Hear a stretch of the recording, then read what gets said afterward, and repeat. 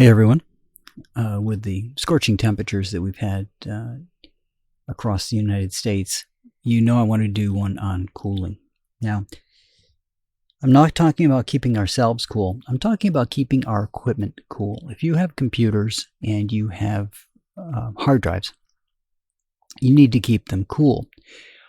If you listen to the earlier podcasts that I made about having software to keep track of your hard drives, they will tell you what the hard drive temperatures are. And you want to see all those little indicators being green. Yellow is obviously something you want to keep an eye on and never see anything in the red. When you start to see high temperatures, the drives can start to have peculiarities, especially if they're a mechanical drive, because remember, the metal's going to expand when they get too hot, and that's going to cause issues going forward.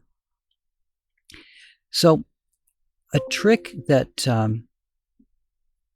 I saw was these little inline coolers. Now, you're probably used to at least hearing about server rooms being very cold, right? This massive cooling unit used to cool off this entire room with all these racks of servers. But it's not necessary.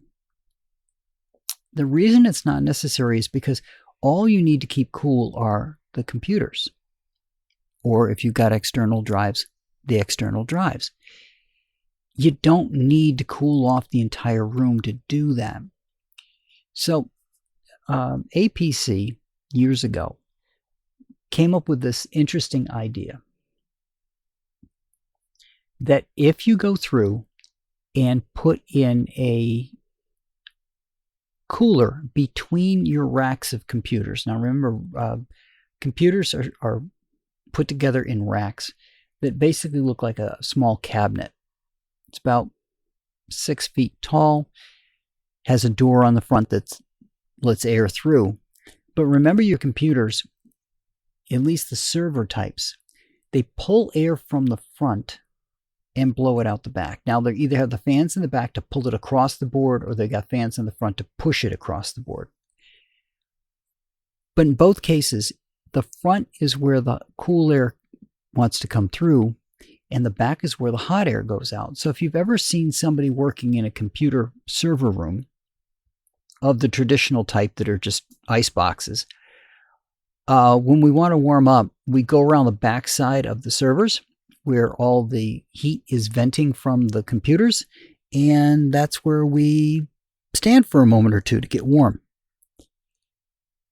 But again, like I said, it doesn't need to be that way. Now, hot air rises and cool air falls. So you don't have to worry about going above the servers.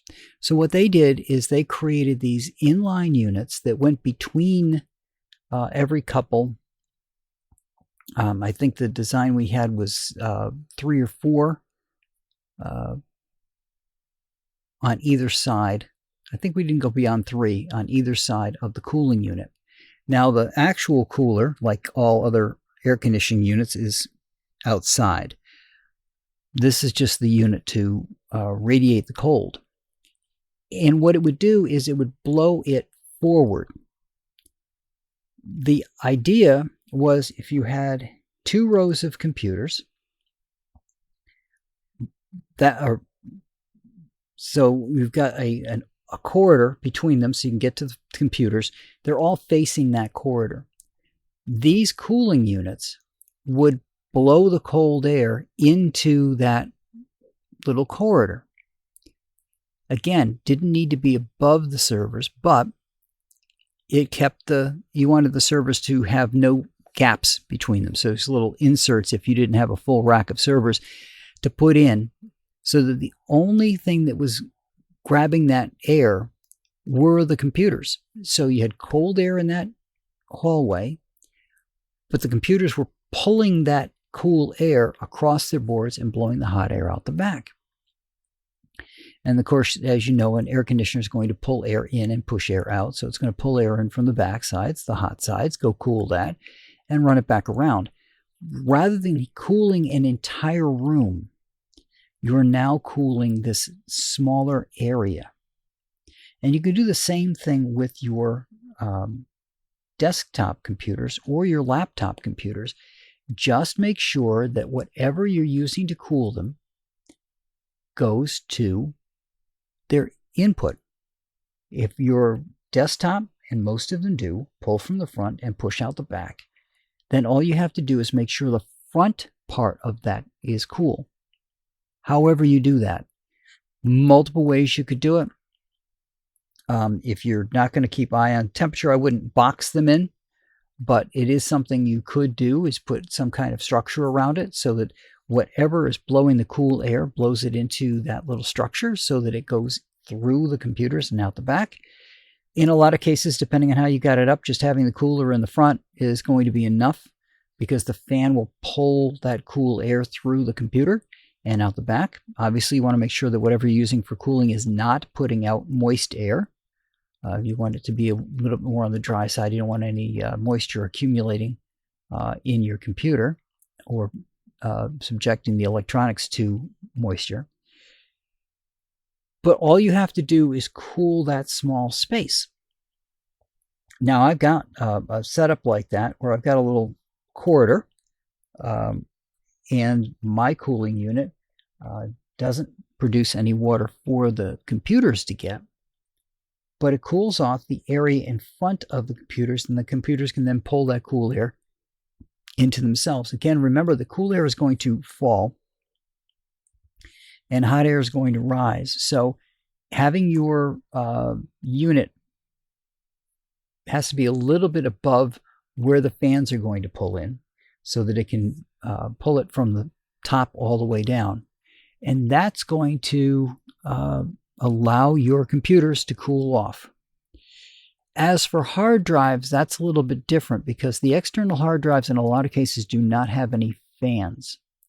So what I recommend for something like that is something as simple as a cookie rack. If you've got a series of USB fans, I have a configuration of metal shelves that are open.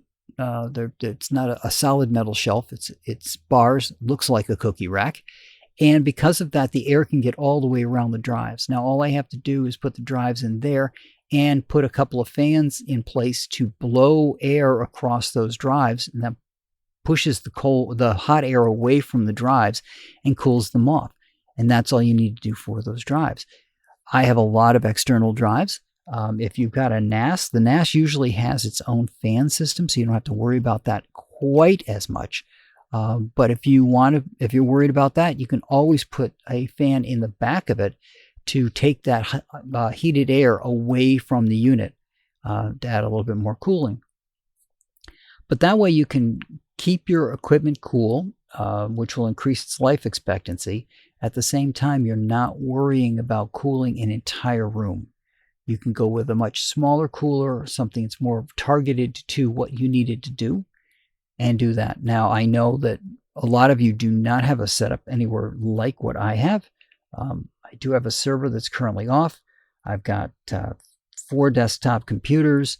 I've got a couple of laptops. I've got a whole bunch of external drives. I've got networking equipment that I have to take care of. And because of that, I don't need to have a big cool room. I just need to take care of the areas where the heat is building up, clear those with fans, or use a fan to, or use a cooler to create cool air for the computers to be able to pull in. So that's what I got for you guys this week. I hope you all stay cool, and I'll talk to you all next week.